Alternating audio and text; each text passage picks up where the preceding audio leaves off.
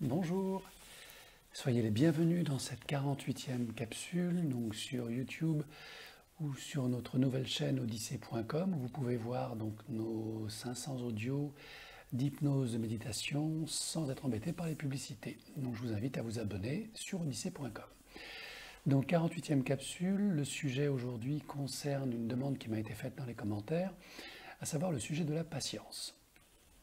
Alors c'est un sujet très intéressant puisque c'est un sujet qui va nous permettre de comprendre un peu comment notre ego fonctionne vis-à-vis de ses attentes et comment notre patience est mise à rude épreuve quand l'ego désire, quand l'ego veut, souhaite, attend, espère et que ces espérances sont retardées, voire annulées.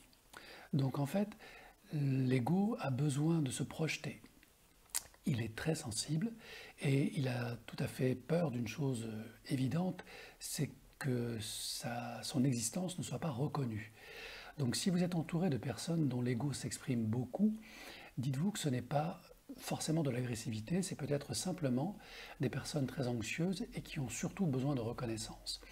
Donc en général, ces personnes, lorsqu'elles n'obtiennent pas la reconnaissance qu'elles attendent, eh bien elles développent de l'impatience. Donc on pourrait presque dire que la patience est l'antidote à l'ego.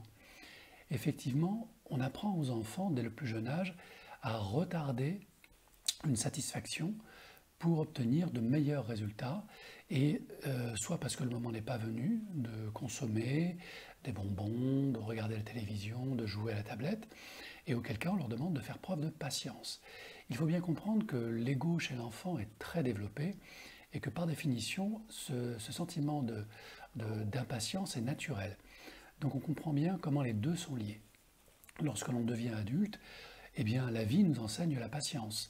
On n'obtient pas toujours ce que l'on veut au moment où on le souhaite.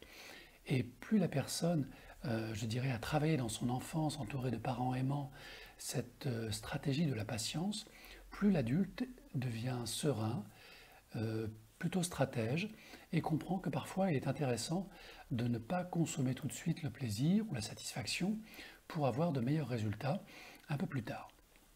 Donc sur le plan spirituel, la patience est une vertu. On l'enseigne dans les écoles de méditation, dans les écoles spirituelles, et on enseigne en fait aux personnes qui souhaitent évoluer et progresser spirituellement que la patience est comme une échelle qui permet non seulement d'accéder à de nouveaux états de conscience le moment venu. Donc dans la patience, vous avez le lâcher-prise. Je vous invite à aller voir la capsule d'ailleurs qui traite du lâcher-prise. Vous avez aussi l'antidote à l'ego. Donc si vous voulez progresser spirituellement, il peut être intéressant d'observer comment votre ego fonctionne. Et à chaque fois qu'il exprime de l'impatience, considérez que ne pas répondre à sa demande immédiatement constitue un moyen de l'apaiser et un moyen de grandir et d'obtenir encore mieux un peu plus tard, ou dans un autre contexte, ce que vous souhaitez vraiment. Rappelez-vous, l'ego veut quelque chose, mais ce n'est pas forcément bon pour vous.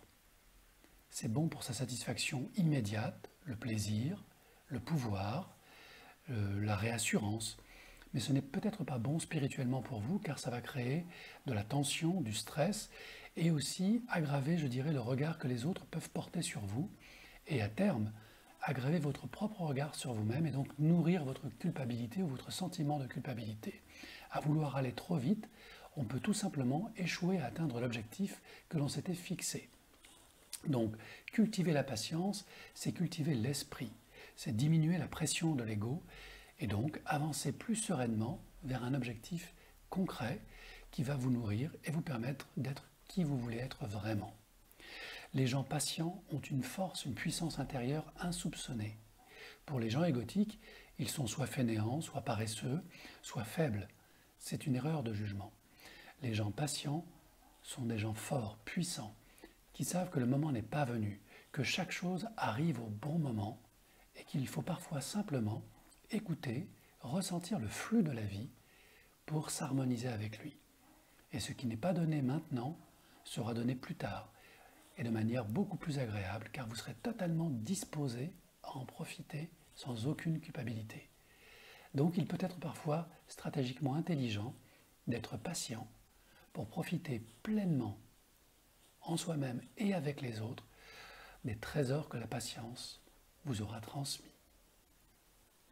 Connectez votre cœur, sachez que lui est toujours patient, car il sait que tout est juste, que tout arrive et que dans l'instant présent, le bonheur est là.